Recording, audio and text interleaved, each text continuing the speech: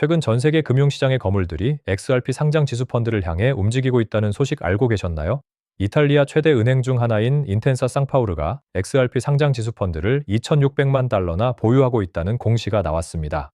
스위스의 대형 금융기관인 UBS 역시 그레이스케일의 현물 상장 지수 펀드를 통해 XRP를 담기 시작했다는 사실이 밝혀졌는데요. 이 소식 단순한 뉴스라고 넘기시면 정말 큰일 납니다. UBS는 운용자산 규모만 해도 7조 달러가 넘는 우리 돈으로 100경 원 이상을 굴리는 초대형 금융사입니다.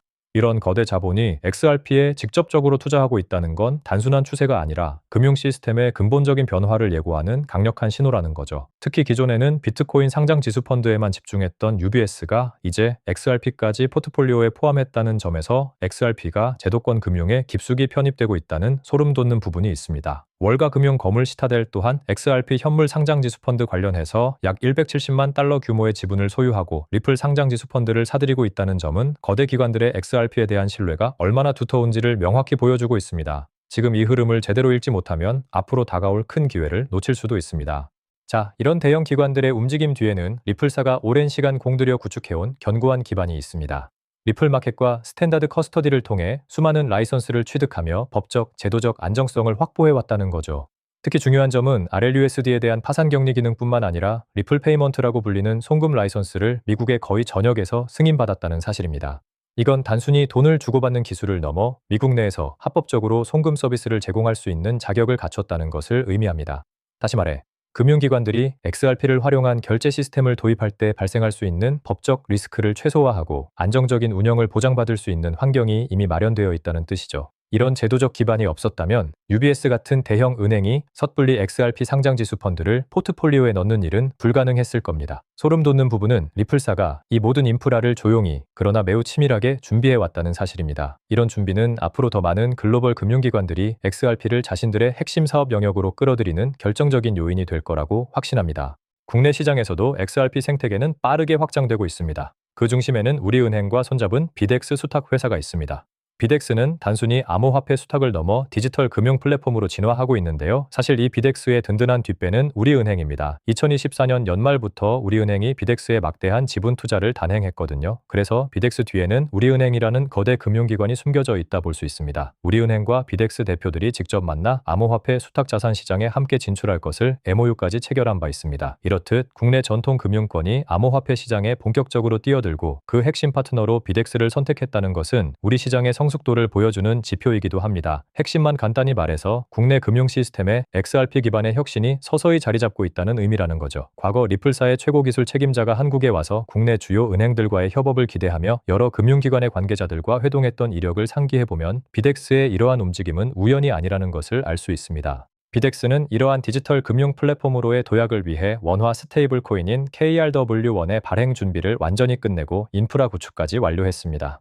여기서 소름 돋는 부분은 비덱스가 이용하는 네트워크가 아발란체, 폴리곤, 플룸, 이더리움 등 굉장히 다양한 인프라와 손잡으면서 멀티체인 영역을 섭렵했다는 점입니다. 그리고 무엇보다 중요한 건 비덱스 뒤에 리플사가 함께 붙어 있기 때문에 당연히 XRP 레저 역시 지원할 수밖에 없다는 사실입니다. 다시 말해 비덱스가 발행하는 KRW1은 XRP 레저 위에서도 안정적으로 유통될 수 있는 기술적 기반을 갖췄다는 거죠. 이건 국내에서 원화 기반의 디지털 자산이 XRP 생태계와 직접적으로 연결될 수 있는 강력한 통로가 마련되었다는 것을 의미합니다. 이미 카카오 쪽의 클레이튼과 라인의 핀시아가 통합해서 만든 카이아도 KB 국민카드와 손잡고 원화 스테이블 코인 기술 검증을 완료하고 베트남 송금 파일럿을 진행 중입니다. 이런 국내의 활발한 움직임이 결국 XRP의 유틸리티를 더욱 확장하는 촉매제가 될 거라고 저는 확신합니다. 국제 금융 시스템의 미래를 논할 때 ISO 2002 표준을 빼놓을 수 없습니다. CME 그룹과 나스닥이 암호화폐 지수 선물을 출시할 예정인데 그들이 취급하는 암호화폐 목록에 리플과 스텔라루멘이 당당히 이름을 올렸습니다. 비트코인, 이더리움, 솔라나, 체인링크는 물론 ISO 2002 표준을 준수하는 에이다까지 편입되어 있습니다. 이는 단순히 새로운 상품 출시를 넘어 전 세계 금융시장이 ISO 2002 표준을 준수하는 코인들의 유틸리티를 공식적으로 인정하고 있다는 강력한 신호입니다. 이 표준은 국제 금융거래의 메시징을 효율화하고 보안을 강화하는 데 핵심적인 역할을 합니다. 즉, 앞으로 국제 송금 및 결제 시스템은 ISO 2002 표준을 따르는 블록체인 기술을 중심으로 재편될 것이라는 거죠. XRP는 이 표준을 가장 적극적으로 주도하고 있는 코인 중 하나이며 이는 장기적으로 XRP의 가치와 활용성을 폭발적으로 증가시킬 핵심 동력이 될 것입니다. 두 번, 세 번 돌려보셔도 좋습니다. ISO 2002 표준의 중요성은 이미 여러 사례를 통해 입증되고 있습니다. 일본의 여러 대형 금융기관들이 리플 네트워크를 직접 활용하면서 스위프트 대비 60%의 비용 절감을 이뤄냈다는 것을 입증한 바 있습니다. 스위프트로 며칠씩 걸리던 국제 송금이 리플넷을 활용했을 때는 보통 3 최소 5초, 심지어 4초 만에 송금이 완료된다는 건데요.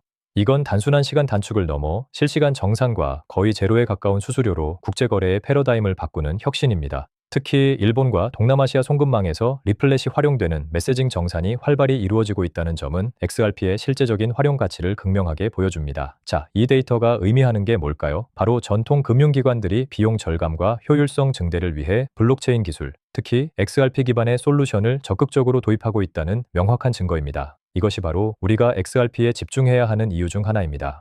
이런 기술적, 제도적 진보와 함께 가장 중요한 것은 바로 규제의 명확성입니다. 현재 암호화폐 업계가 가장 갈망하는 것이 바로 명확한 규제 체계인데요. 백악관 암호화폐 자문위원회 사무총장인 패트릭 맥켈리 의원이 언급한 클래리티 법안이 그 해답이 될 수 있습니다. 이 법안은 암호화폐 업계가 요구해온 규제 체계의 거의 90%를 충족할 수 있을 것이라고 평가받고 있습니다. 다시 말해, 이 법안이 통과되면 암호화폐가 어떤 자산으로 분류되고 어떻게 규제될지에 대한 불확실성이 대부분 해소된다는 거죠. 이 법안이 통과된다면 XRP를 비롯한 수많은 디지털 자산이 제도권 내에서 안정적으로 성장할 수 있는 길이 활짝 열리게 됩니다. 소름 돋는 부분은 이 법안이 암호화폐 시장 전체의 스위치가 될 수 있다는 패트릭 맥켄리의 발언입니다. 규제의 불확실성이 해소되면 지금보다 훨씬 더 많은 기관 자금이 암호화폐 시장으로 유입될 것은 자명한 사실입니다. 물론 클래리티 법안의 통과 과정은 순탄치만은 않습니다. 저는 개인적으로 6월 중순 정도는 되어야 본회의 통과를 기대할 수 있을 것이라고 말씀드렸지만 사실 더 긴 시기를 염두에 두어야 합니다. 암호화폐 시장 구조법 자체가 8월이 넘어가 버리면 정말 폐기되어 내년으로 밀릴 가능성도 존재하거든요. 특히 필리버스터에서 완전히 자유롭기 위해서는 본회의 통과에서 60표 이상이 필요하다는 점이 큰 관건입니다. 게다가 의회는 7월 말부터 9월 초까지 휴회에 들어가고 그 다음은 11월 중간 선거를 대비해야 합니다.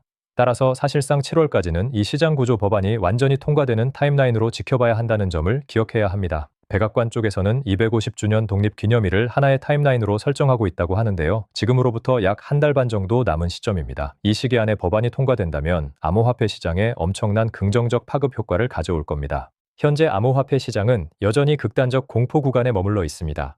공포 및 탐욕 지수는 25 정도로 내려와 있죠. 하지만 이런 시장 상황 속에서도 우리는 XRP의 근본적인 가치와 미래 성장 동력에 집중해야 합니다. 무엇보다 중요한 것은 부채 기반에서 담보 기반으로의 금융 시스템 전환입니다. XRP를 많이 가지고 있으면 있을수록 금융기관의 송금 여력, 즉 그 능력치가 올라가게 되는 메커니즘을 반드시 이해해야 합니다. 이는 XRP가 단순한 투기 자산을 넘어 글로벌 금융 시스템의 핵심 유틸리티 자산으로 자리매김할 것이라는 강력한 증거입니다. 기존의 부채 기반 시스템이 한계를 드러내면서 담보 기반의 투명하고 효율적인 시스템으로 전환이 가속화될 것이고 XRP가 이 전환의 중심에 서 있다는 거죠. 소름 돋는 부분은 이러한 변화가 이미 전 세계 곳곳에서 구체적인 움직임으로 나타나고 있다는 점입니다. 결국 이 모든 흐름은 XRP의 장기적인 가치 상승과 직결됩니다. 국내외를 막론하고 전통 금융기관들이 블록체인 기술, 특히 XRP를 중심으로 하는 솔루션에 눈을 돌리고 심지어 직접 투자하고 인프라를 구축하고 있습니다. 비덱스와 우리은행의 협력, KB국민카드와 카이아의 원화 스테이블 코인 기술 검증, 일본 은행들의 리플렛 활용 사례들은 모두 XRP 생태계의 견고한 확장성을 증명합니다. CME 그룹의 상장 지수 펀드 편입 소식과 ISO 2002 표준 준수 코인들의 부상은 XRP가 미래금융의 핵심 인프라가 될 것임을 분명히 보여주고 있습니다. 핵심만 간단히 말해서 XRP는 단순한 디지털 자산이 아니라 글로벌 금융 시스템을 재편하는 거대한 흐름의 중심에 서 있다는 거죠. 우리가 이 변화의 파도에 올라타기 위해서는 이런 디테일한 움직임들을 정확히 이해하고 있어야 합니다. 오늘 다룬 핵심만 다시 짚자면 글로벌 대형 은행들의 XRP 상장 지수 펀드 편입 소식과 리플사의 견고한 제도권 진입 기반, 그리고 국내외 금융기관들의 XRP 생태계 활용 움직임이 점점 더 가속화되고 있다는 점입니다. 특히 ISO 2002 표준과 클래리티 법안의 중요성 또한 잊지 마세요. 이런 깊이 있는 정보와 분석을 계속 받아보고 싶으시면 구독과 좋아요 꼭 눌러주세요. 다음 영상에서 또 만나 뵙겠습니다.